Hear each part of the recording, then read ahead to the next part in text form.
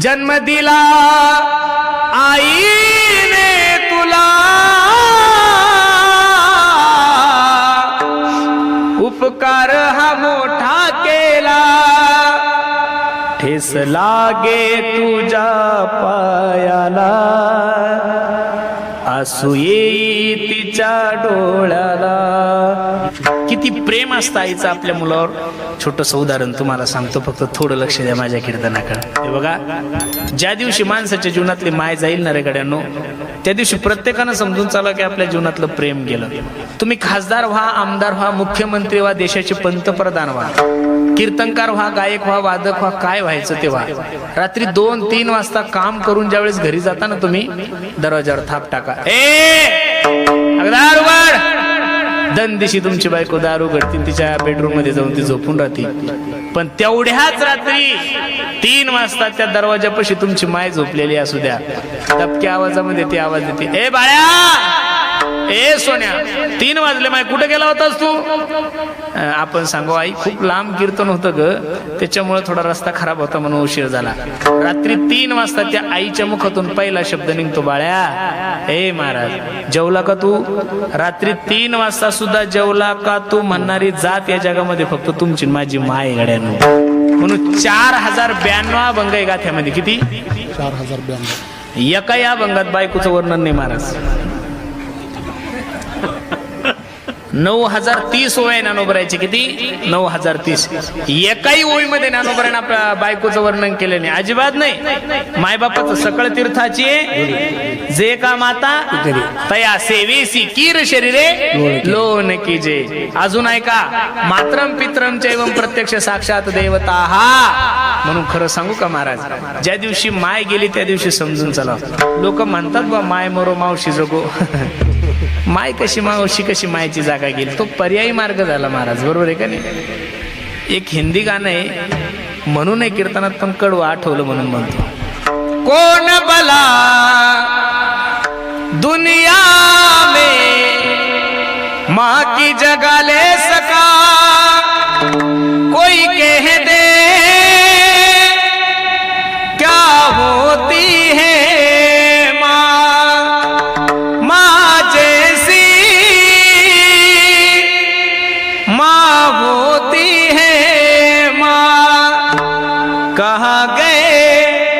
ममता भरे दिन, कैसे कोई जिए माँ तेरे बिन. ओ माँ तुझे ढूंढूं मैं कहाँ, माँ के बिना सुना है जहाँ. कौन भला दुनिया में माँ की जगह ले सका, कोई कह दे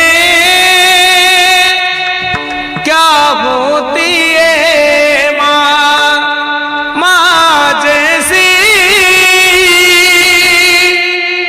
माँ होती है माँ. असं वाटतंय तुम्हाला मावशी आईची जागा घेऊ शक्यच नाहीये?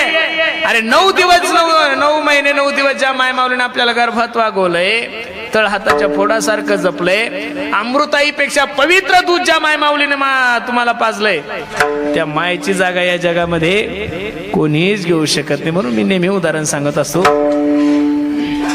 आईच्या जीवनाचं सार आणि फक्त आपल्या मुलाचं हित असतं महाराज. एका माय माऊलीचं लग्न झालं, यांना थोडं शांत बसायला हवं. एका माय माऊलीचं लग्न झालं, दोघं नवरा बायको आनंदाने संसार करतात. थोडं लक्ष द्या माझ्या कीर्तनात, तुम्ही माझ्याकडे पहा, ते त्यांचं काम करते. दोघं नवरा बायको आनंदाने संसार करत होते. 2-3 एकर जमीन होती, कबाड कष्ट करायचे. 2-3 वर्ष ओलांडल्यानंतर सोन्यासारखं लेकरू झालं तिला. आणि हॉस्पिटलमधून नवऱ्याला फोन केला, मालक, ओ मालक, ऐकलं का? अहो मुलगा झालाय तुम्हाला. एवढा आनंद झाला. शेतामध्ये बारी धरत होता, शेतातून बारी धरता धरता 2 व्हीलरला किक मारली, गाडी लातूरला घेऊन गेला. कशासाठी? इतक्या वर्षानंतर मुलगा झालाय. अख्ख्या रोई सोमनाथाला आपण काय करू, पेढे वाटू. 4-5 किलो पेढे रस्त्याने घेऊन येत असताना एका भरधाव ट्रकवाल्याने त्याला उडवलंय. रक्ताच्या थारोळ्यामध्ये माणूस खाली पडलेला आहे. पाणी पाणी करतोय, पण कोणी बघितलंच नाही. बघता बघता गतप्राण झाला. ही बातमी सगळ्या परिसरात कळाली की माणूस गेलाय, माणूस गेलाय, माणूस गेलाय. ज्या माय माऊलीच्या गर्भातून लेकरू झालंय आणि तिला 2 तासानं जर कळालं तिचा नवरा मरण पावला, किती अवघड परिस्थिती हो. देवाला शिवाय द्यायला लागली. देवा अहो विधाता असतव न क्वचित दया संयोज मैत्र्या प्रणयन देही. तू देव आहे ना बे, तुला काही कळतं का रे पांडुरंगा. सोन्यासारखी कूस पवित्र केली माझी, पण माझे डोळे उघडायच्या अगोदर, माझ्या लेकराचे डोळे उघडायच्या अगोदर माझ्या नवऱ्याला घेऊन गेला. गाव रडतय, तालुका रडतय. माणूस खूप चांगला होता. बाई सुद्धा रडते, पण रडता रडता तिने विचार केले मी जर असंच रडत बसले तर या 2 दिवसाच्या लेकरांनी कसं करायचं. सर्व दुःख गिळून घेतलं आणि त्या लेकराचं संगोपन करू लागले. बघता बघता लेकरू मोठं झालं, 10वी 12वीत गेलं. पोराला सॉफ्टवेअर इंजिनियर व्हायचं होतं.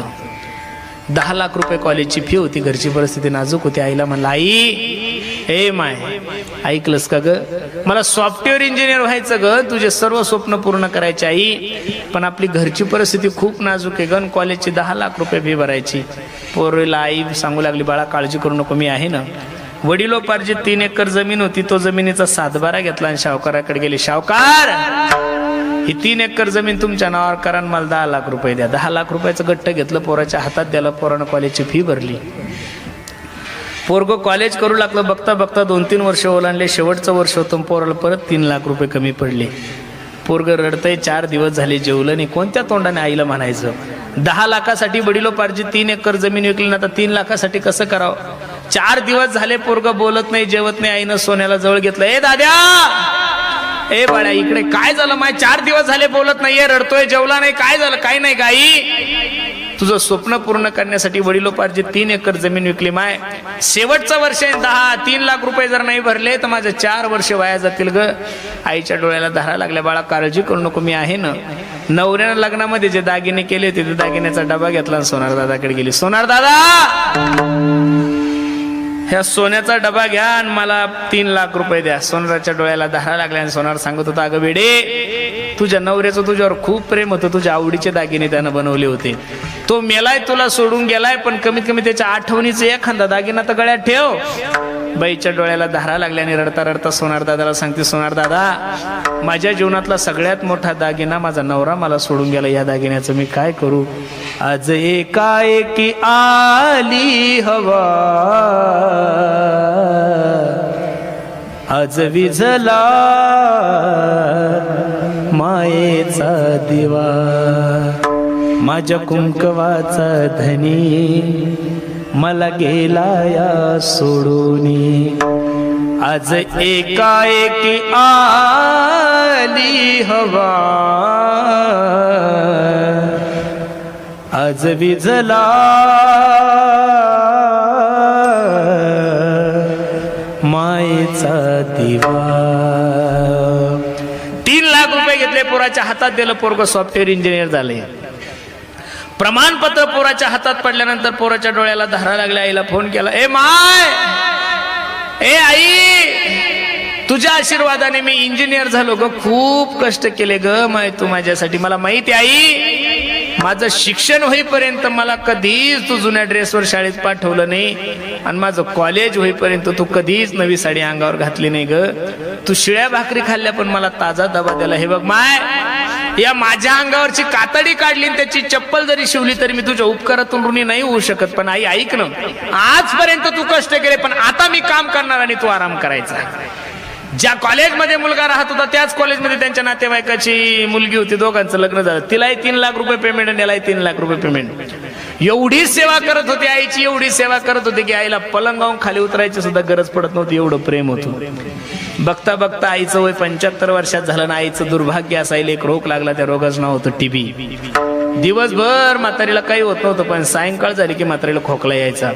एवढ्या जोऱ्यानं खोकलायची म्हातारी अख्खी कॉलनी त्रस्त झाली होती. यांना अनेक MD डॉक्टरांना दाखवलं, MBBS डॉक्टरांना दाखवलं, आयुर्वेदावाल्यांना दाखवलं पण कोणाच फरक पडत नव्हता. 6-7 वर्ष झाले, 2-4 लेकरं झाले आणि एक दिवस बायकोने याला आवाज दिला. ओ मालक इकडे या.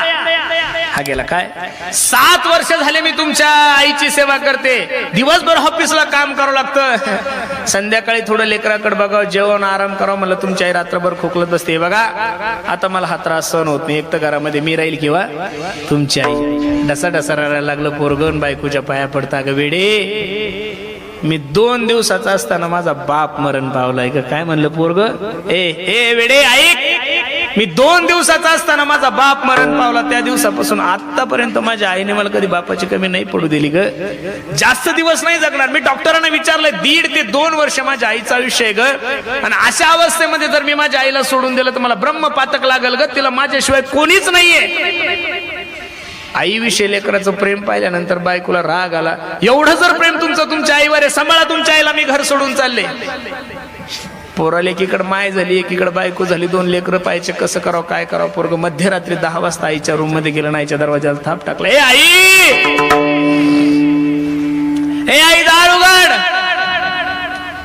आईने दार उघडलं. काय रे सोन्या. काय नाही गाई, चाल मी तुला काशीला घेऊन जातो म्हणून पोरानं आईचा हात धरला आणि एका घनदाट जंगलामध्ये पोरगा आईला घेऊन चाललाय.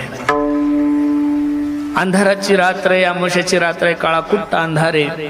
ज्या रस्त्याने चालले होते त्या रस्त्यात एवढी झाडी दाट होती, झाडाची पालवी खाली लोंबलेली होती. आई झाडाचा पाला तोडायची, खाली टाकायची, पाला तोडायची, खाली टाकायची. मध्य जंगलामध्ये गेल्यानंतर पोरगा आईला म्हणता, आई 10 मिनिटं इथं बैस, मी आलोच. आईला कळलं आता पोरग आता गेलं की परत येणार नाही. आईना हंबरडा फोडला, लेकराला आवाज द्याला. ए सोन्या, ए दादा, इकडे ये. 9 महिने 9 दिवस तुला या गर्भात वागवलंय रे. मी तळ हाताच्या फोडासारखं जपलं. सोन्या, माझं तुझ्यावर किती प्रेम होतं एका वाक्यात सांगू का तुला. मी लहानपणी जर तू लहान असताना मी जर किचन मध्ये काम करत असेल आणि तू जर बैठकीत खेळत असेल ना पोरा, तुझ्या रडण्याचा आवाज जर माझ्या कानावर आला ना पोरा, तर माझ्या स्तनामधून दूध येत होतं रे. एवढं प्रेम करत होते मी तुझ्या. मला कळलंय तुला माझी अडचण झाली. आनंदानं घरी जा. माझ्या सुनबाईला जीवला, माझ्या नातवंडाला जीवला. फक्त माझी विनंती पोरा, मी ज्या रस्त्याने पाला टाकला त्या पाल्यानं घरी जा, म्हणजे तुला रस्ता सापडल. संपलं माझं उदाहरण. कीर्तनाकडे या. ज्या मुलाने आपल्या आईला मृत्यूच्या दारात सोडलंय, ज्या मुलाने आपल्या आईला मृत्यूच्या मुखात सोडले, तरी सुद्धा ती आई आपल्या मुलाचा हिताचाच विचार करते. म्हणून तुकोबारायला म्हणावं लागलं, लेकुराचे हित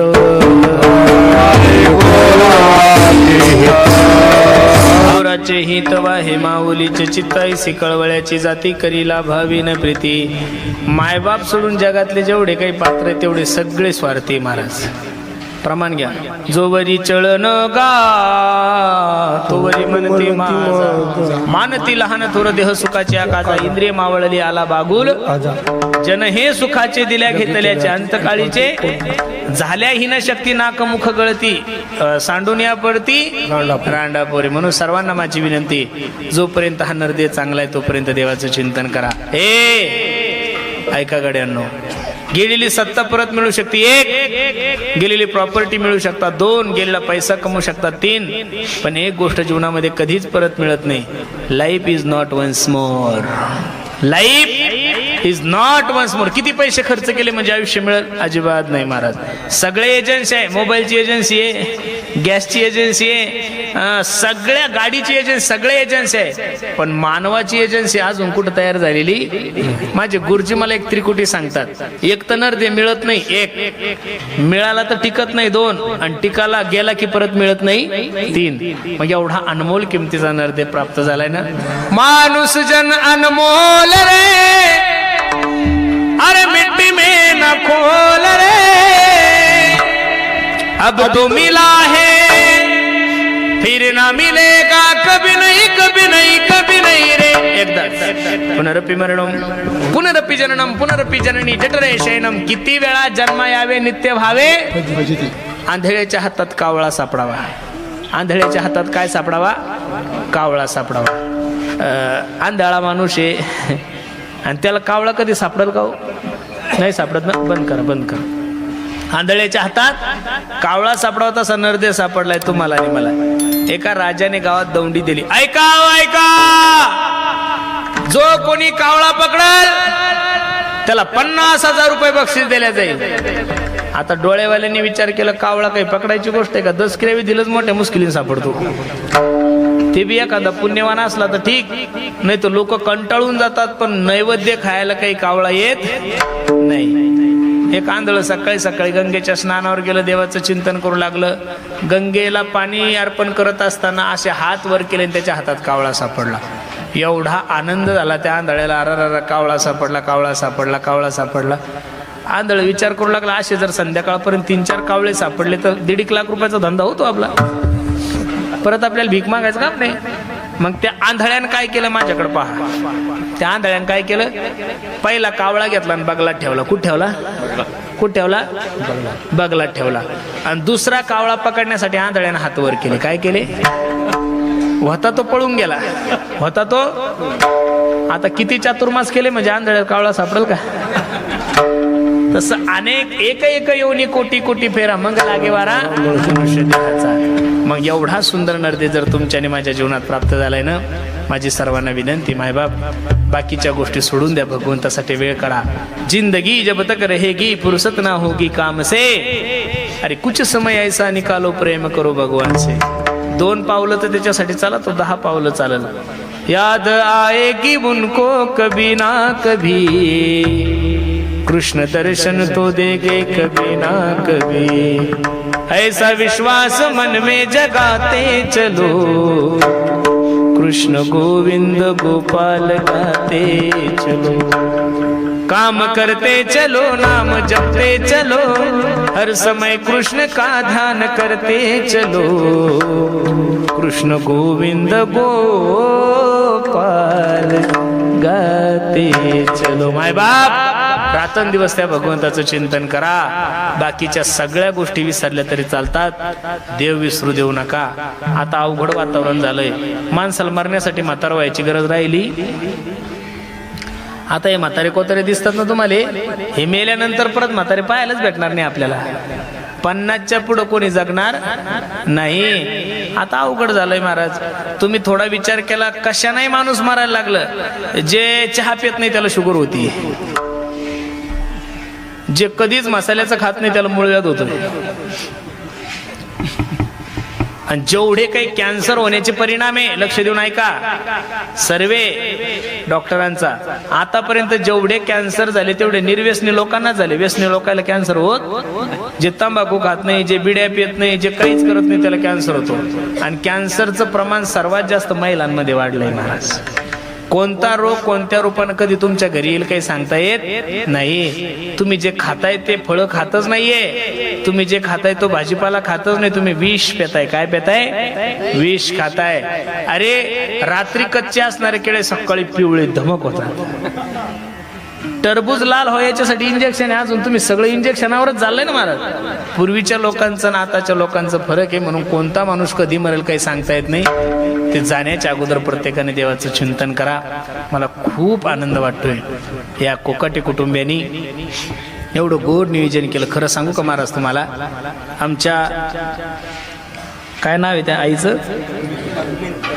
पद्मिनाबाई तुकाराम भाऊ कोकाटे. आमच्या पद्मीनबाई ज्या ठिकाणी असतील ना, त्या ठिकाणून हा कार्यक्रम ज्यावेळेस पाहत असेल ना, त्यावेळेस निश्चित त्या मायमाऊलीच्या डोळ्याला धारा लागल्या असेल. तीही विचार करत असेल किती भाग्यवान कोश आहे माझी, किती भाग्यवान माय आहे मी, की मी जिवंत असताना सुद्धा, रोग झाल्यानंतर सुद्धा, एवढी मोठी वेदना असताना सुद्धा लेकरांनी खर्च केला, आणि मी गेल्यानंतर सुद्धा माझ्या लेकरांनी खूप काही खर्च केला. मी खरं सांगू का महाराज, जीवनामध्ये तुम्हाला देवाचा आशीर्वाद नाही घेता आला तरी चालेल, एखाद्या साधू संतांचा आशीर्वाद घेता नाही आला तरी चालेल, पण जीवनामध्ये आईच्या आशीर्वादाशिवाय मरू नका बरं तुम्ही. ही वस्तुस्थिती. आईचा आशीर्वाद असला की जीवनामध्ये कोणत्याच गोष्टीची कमी नाहीये. आमच्या आई साहेब ज्या ठिकाणी असेल त्या ठिकाणून हे सुंदर वातावरण, गायक वादक महाराज मंडळी सगळं पाहत असेल तर ती मायमाऊली सुद्धा जोऱ्या जोऱ्यात रडत असेल आणि विचार करत असेल किती गोड नियोजन माझ्या बाबासाहेबांनी केलंय, किती गोड नियोजन माझ्या बाळासाहेबांनी, आमच्या शंकर दादानी, आमच्या धनंजय दादानी किती सुंदर नियोजन केलं. मी नारदाच्या गादीवर सांगतो, तुमची आई तुम्हाला भरभरून आशीर्वाद देत असेल. बाकी नाही काही करता आलं तरी चालेल, प्रत्येकानं आपल्या मायबापाची सेवा करा. हा कार्यक्रमच आईच्या संबंधाने. आईचं लेकरावर किती प्रेम असतं एक उदाहरण सांगू तुम्हाला, ऐका गड्यांनो. आईचं लेकरावर जेवढं प्रेम असतं तेवढं कोणाचंच नसतं. एका माय माऊलीचा डोळा खराब झाला. काय झाला? डोळा खराब झाला. रडायला लागली ती. ए दाद्या, ए सोन्या, डोळा खराब झाला रे माझा, काळजी नको करू माय, मी लातूरच्या सगळ्यात मोठ्या महागड्या हॉस्पिटलमध्ये घेऊन जातो आणि तुझ्या डोळ्याचं ऑपरेशन करतो. आई परत रडायला लागली. दादा, लातूरला जाऊन जर डोळा नीट नाही झाला तर काय करशील? मुलगा रडायला लागला ना. आपल्या आईला सांगत होता, आई जर लातूरला नाही नीट झाला तर यावर्षी तुझ्या आशीर्वादाने भरपूर उत्पन्न झालंय ग, मुंबई सारख्या महान शहरामध्ये घेऊन जातो आणि तुझ्या डोळ्याचं ऑपरेशन करतो. आई परत रडायला लागली. दादा, मुंबईला जाऊन जर डोळा नीट नाही झाला तर काय करशील? पोरग रडायला लागलं. नाहीला सांगता, आई तुझ्या आशीर्वादाने 15 एकर जमीन आहे ग, त्यातली 5 एकर जमीन विकतो आहे ना, अमेरिका सारख्या बलाढ्य देशामध्ये तुला घेऊन जातो आणि तुझ्या डोळ्याचं ऑपरेशन करतो. आईच्या डोळ्याला धारा लागली. आई रडायला लागली. रडता रडता पोराला सांगती, पोरा आता ऑपरेशन करायची गरज नाही रे, आता जरी मला यम नेण्यासाठी आला तरी हसत मुखाने मी त्या मरणाचा स्वीकार करेल. का? माझी कूस पवित्र झाली रे, माझ्या कुशीमधून तुझ्यासारखा प्रेम करणारा पोरगा जन्माला आला. आई जोऱ्या जोऱ्यात रडती, पोरगही जोऱ्या जोऱ्यात रडतं. पोरग रडता रडता थांबलं. नाहीला म्हणतो, माय, ए माय, तू माझी परीक्षा घेत होतीस का ग माय? हो रे सोन्या, मी तुझी परीक्षा घेत होतो. बघ ना गाई, तुझ्या परीक्षेमध्ये पास झालो ग माय, मी तुझ्यासाठी 5 एकर जमीन विकायला तयार झालो, एवढं प्रेम आहे ग माझं तुझ्यावर. पण आई ऐक ना ग, दुर्दैवानं जर माझा डोळा खराब झाला तर तू माझ्यासाठी काय करशील? बसणारी मंडळी, एवढं उत्तर घेऊन माझं घरी जा, मी समजेल माझं कीर्तन सार्थक झालं. म्हातारी आई होती, रडता रडता पदरानं डोळे पुसले आणि आपल्या लेकराला सांगितलं, सोन्या, हे वाघा, तुझा डोळा खराब झाल्यानंतर तुझी आई तुला दवाखान्यात नाही नेणार रे माझ्या सोन्या, माझा डोळा काढून तुझ्या हातात दिली, एवढं प्रेम या जगामध्ये. म्हणून तर मी नेहमी सांगतो, किती गोड वर्णने महाराज. हा बरुणी वासराले चाटती जवा गाय, तवा मले तिच्यामध्ये दिसती माझी माय हो, दिसती माझी माय. आया बया सांगत होत्या होतो जवा ताण, दुष्काळामध्ये मायेचा माझा आटला होता पारा.